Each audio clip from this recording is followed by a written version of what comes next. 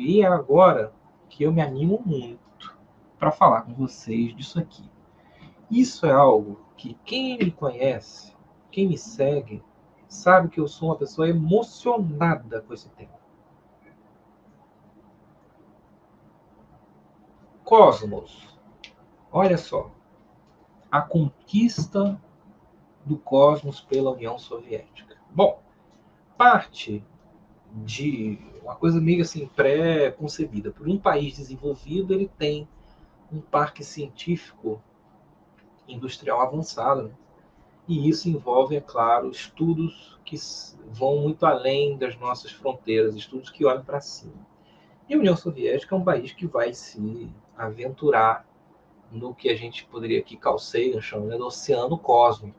A União Soviética vai ser um país que vai desenvolver um programa espacial, que é um programa bem curioso, porque ele tem, ao mesmo tempo, uma veia, né, assim, militar, nasce no meio militar, ele também tem um uso civil que vai desembocar num programa espacial unicamente civil. Né? A União Soviética vai, lá nos anos 40, em 47, para ser mais sincero, Stalin assina, né, uma ordem que cria o que futuramente serão os gabinetes dos órgãos dos ministérios da indústria e tal, que irão sustentar o programa espacial soviético. Então, um dos pais do programa espacial soviético é Stalin. Isso é óbvio. E isso é uma coisa também não muito divulgada. Tá? A lei de 1947 que ele assina criando um gabinete de projeção para isso. Bom, o fato é que é muito interessante notar que a União Soviética, exatamente 40 anos depois da Revolução, em 1957, é o primeiro país do mundo a se aventurar com sucesso no espaço. Só que 40 anos antes, aquelas pessoas não tinham qualquer nível de instrução. O país era completamente miserável, mergulhado no caos, como a gente viu no começo dessa aula, que acabou de ultrapassar as 4 horas de duração.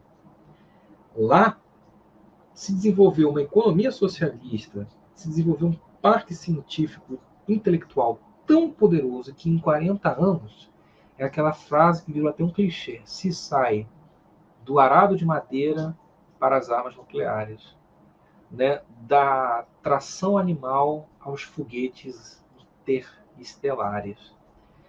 O programa espacial soviético é sem igual, é pioneiro. Sabe o que significa a palavra pioneiro? Né? É ser o primeiro, é ser o vanguardista. Essa é a característica principal do programa espacial soviético. Eu vou mostrar para vocês várias provas disso. E ao mesmo tempo que o programa espacial soviético, claro, tinha uma questão científica por trás, inclusive uma visão científica muito melhor do que a visão que os Estados Unidos tinham de programa espacial, né?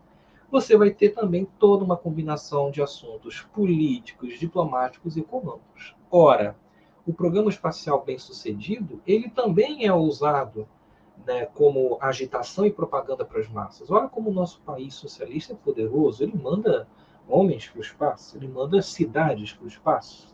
Né? Isso tem uma razão política. Econômica, ao mesmo tempo que se usava tecnologia, né, espacial para a exploração do cosmos, aquilo era readaptado para a sociedade civil soviética.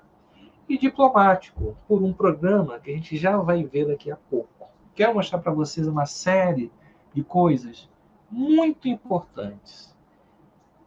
Talvez vocês nunca tenham ouvido falar dessas duas pessoas aqui, mas a minha voz chega a embargar só de olhar a foto deles. Esses são as mentes, são as pessoas por trás do programa espacial soviético. Esse senhor, à direita, à esquerda, se chama Konstantin Tsiolkovsky.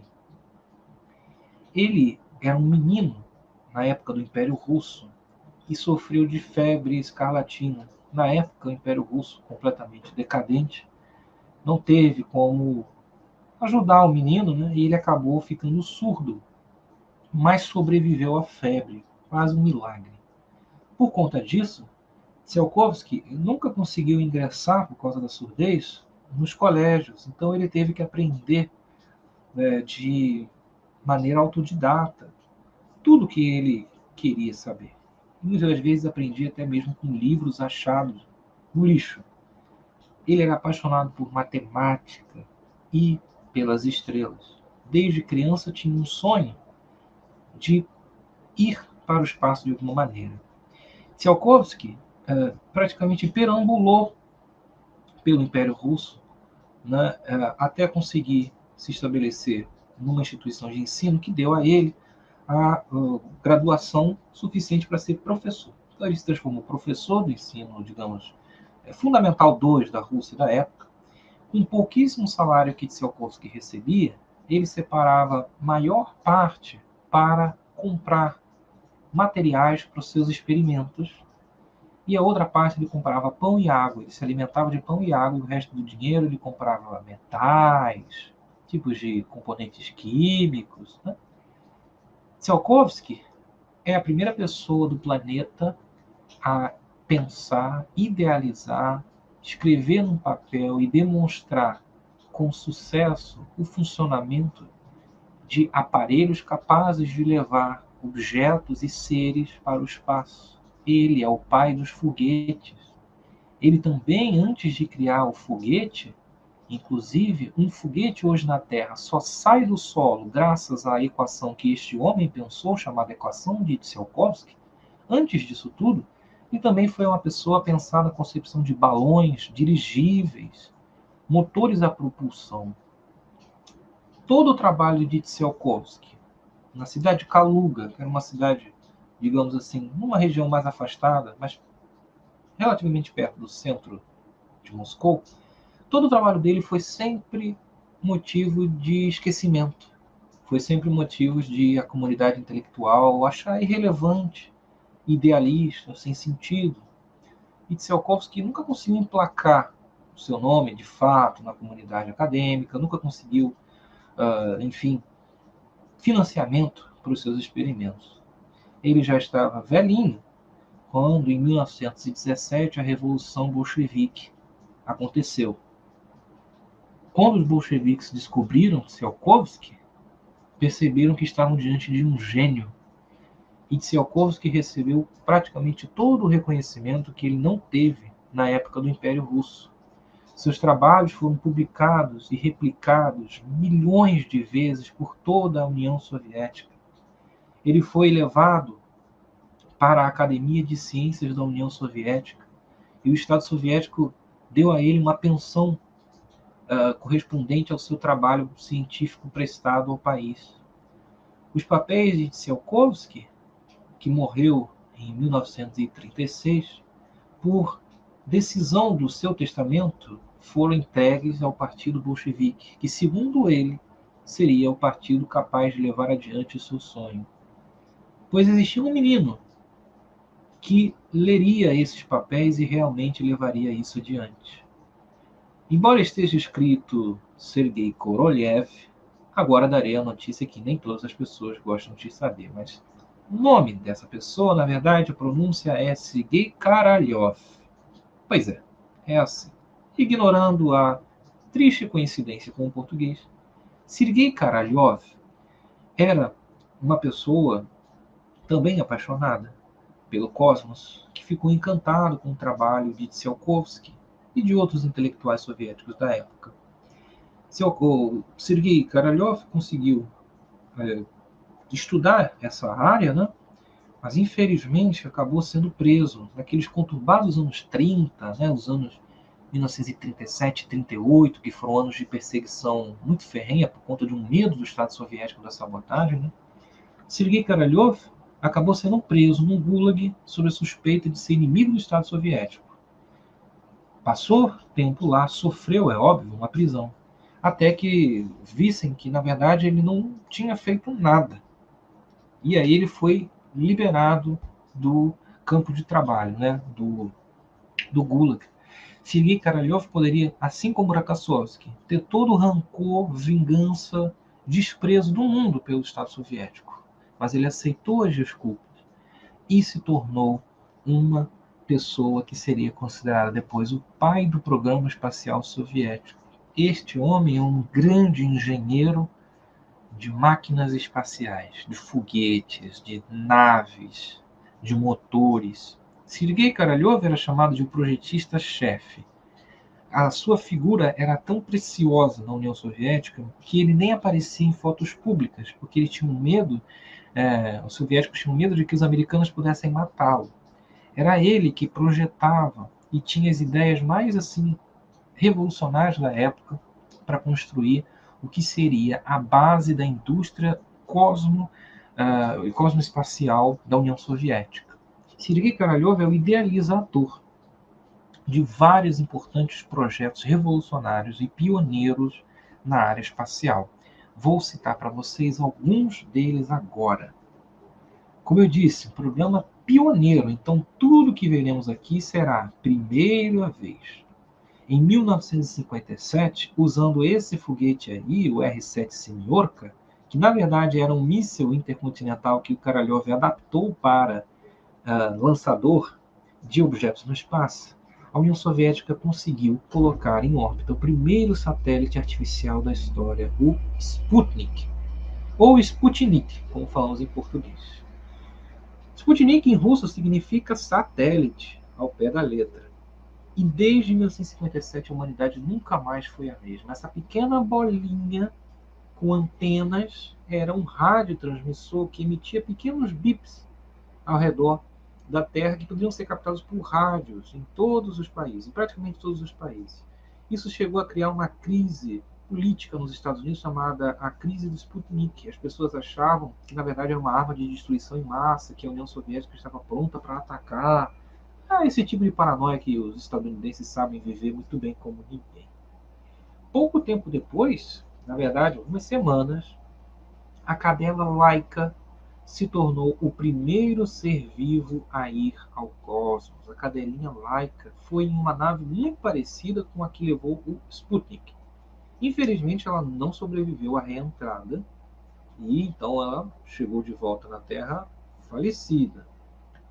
Agora, com o sucesso de levar e trazer seres vivos ao espaço, foi possível desenvolver um programa, desenvolver as naves que levaram Belka e Strelka em 1960, as duas cachorrinhas, Belka e Strelka, que ficaram muito famosas no mundo inteiro.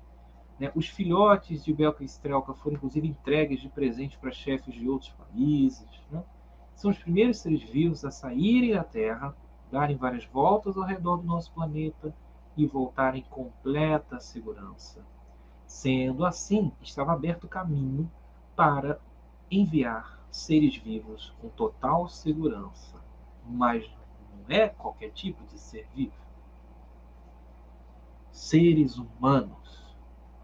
Em 1961, a União Soviética enviou para o espaço a nave Vostok 1. Dentro dela estava Yuri Gagarin, o primeiro ser vivo a visitar o espaço.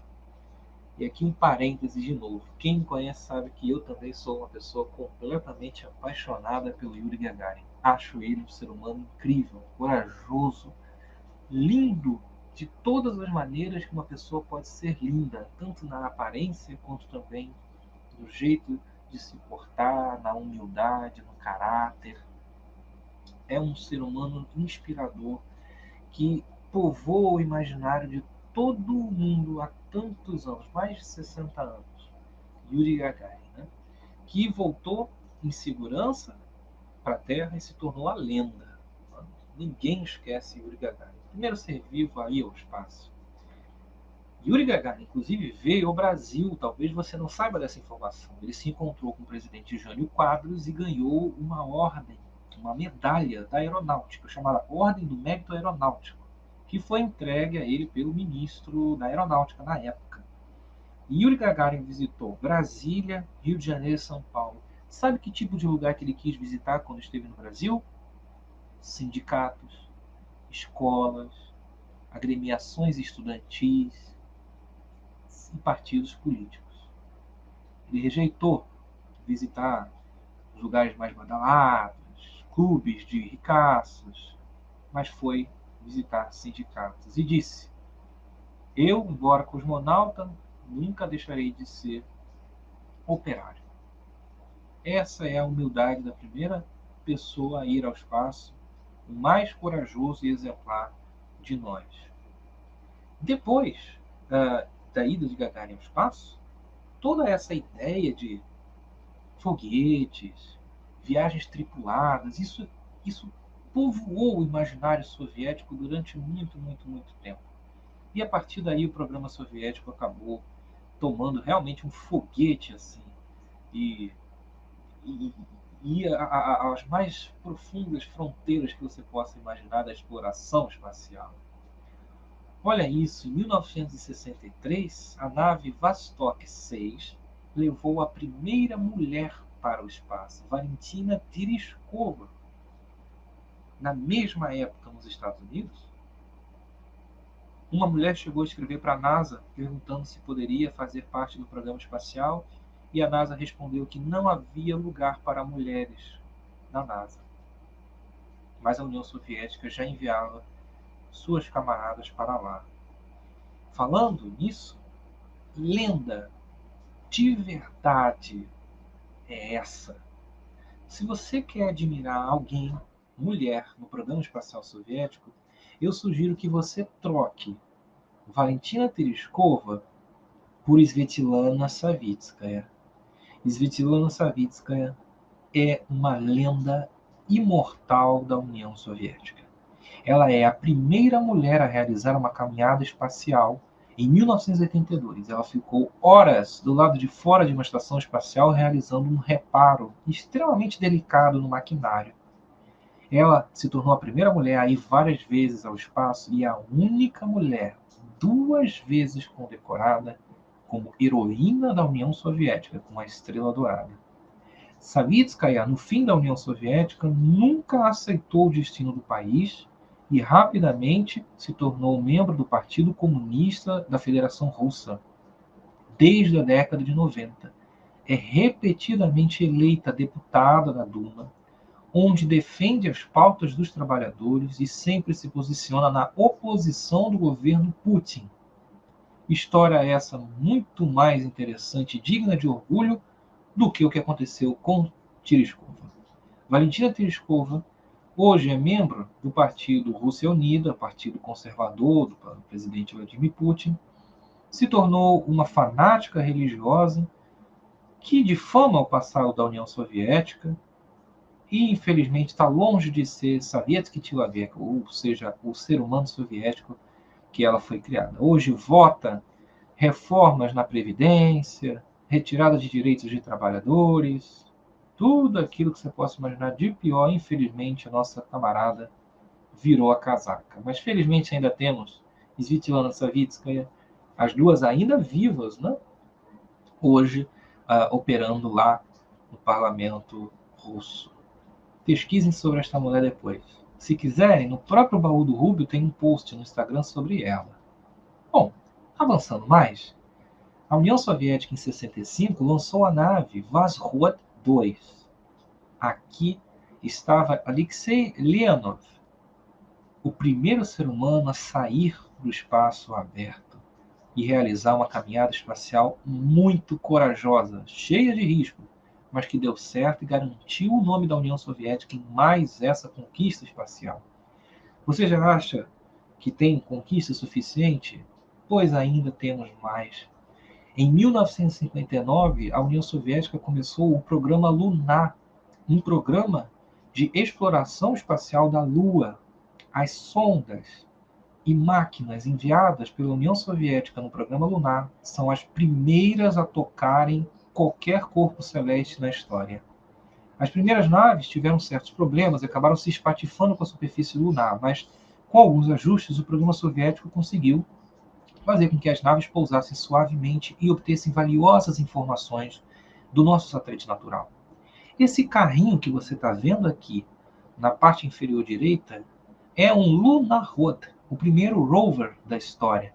Ele andava de maneira totalmente autônoma pela superfície lunar, capturava fotografias, tirava dados meteorológicos, inclusive conseguia capturar rochas e fragmentos de terra, fazer análise química e enviar os dados para a Terra. Isto na década de 60 e 70. Tá surpreso? Pois eu vou mostrar para você talvez o maior grande sucesso do programa espacial soviético. O programa Venera. O programa Venera, que durou de 61 a 83, foi um programa de exploração do planeta Vênus, a menina dos olhos do programa espacial soviético. Eles eram apaixonados pelo planeta Vênus, consideravam o planeta ideal e mais propício para o envio de sondas. As sondas do programa Venera são os primeiros objetos feitos pelo ser humano a tocar a superfície de outro planeta na história. Também são os primeiros maquinários a capturarem fotografias de outro planeta e enviarem dados precisos para a Terra. E olha que planeta! Vênus, se você não sabe, é considerado o inferno do sistema solar. A pressão atmosférica, a temperatura, fazem com que a vida seja completamente insustentável na superfície de Vênus. Inclusive, as pobres máquinas soviéticas tiveram bastante problema para conseguirem operar, porque assim que chegavam já eram trituradas ou queimadas pela pressão e pela temperatura. Mas depois de outros ajustes, as sondas Venera conseguiram capturar informações valiosas tanto na superfície quanto também nas nuvens, né, na atmosfera de Vênus. Informações essas que ainda são base de estudo até hoje em dia. Bom, achou suficiente? Tem mais.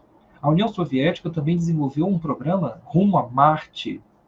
O programa Mars, que durou de 60 até 1973, não teve grande sucesso, não. Nisso, os estadunidenses se saíram bem melhores que a União Soviética.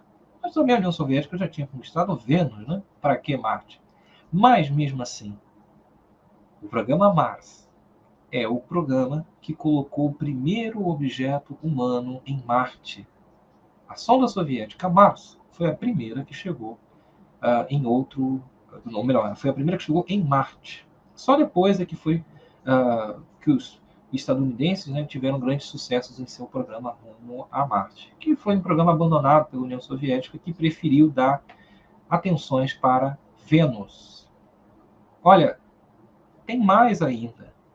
O programa Salyut, que durou de 1971 a 1986, é o programa que criou as primeiras estações espaciais, as chamadas cidades cósmicas. Eram estações que eram lançadas de uma única vez para a órbita terrestre e que recebiam depois naves que levavam cosmonautas, equipamentos, experimentos científicos para a órbita da Terra. O programa Salyut é um dos mais duradouros e bem-sucedidos programas da União Soviética. Quer uma pequena curiosidade? Pesquisa o filme Salyut 7. É uma missão de um cosmonauta uzbek, do Uzbequistão, que conseguiu salvar uma dessas estações que acabou perdendo o controle na órbita terrestre. Veja o filme. Tem uma dose de anticomunismo, mas você vai gostar. É só ignorar. Bom, achou assim, nossa, que incrível? Tem mais, cara. A Estação Espacial Mir, a maravilha da engenharia espacial soviética.